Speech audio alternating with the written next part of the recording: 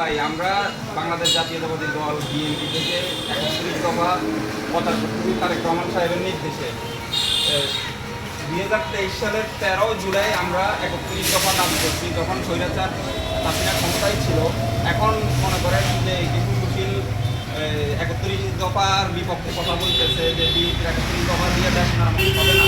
কিন্তু আমরা যদি ক্ষমতায় যেতে পারি, আমাদের 1 নাম্বার দফায় আছে আইনসভা, মন্ত্রিসভা, রাষ্ট্রপতি, প্রধানমন্ত্রী, বিচার বিভাগের মাঝে ক্ষমতার ভারসাম্য। এর অর্থ কি? এর অর্থ হলো প্রধানমন্ত্রী এবং রাষ্ট্রপতির ভিতরে কোনো ক্ষমতার দ্বন্দ্ব থাকবে না, দুজনেই ক্ষমতা গ্রহণ করবে। এবং আইনসভা স্বাধীনভাবে তার আইন প্রয়োগ করবে, মন্ত্রিসভা স্বাধীনভাবে তাদের মন্ত্রণালয় চালাবে।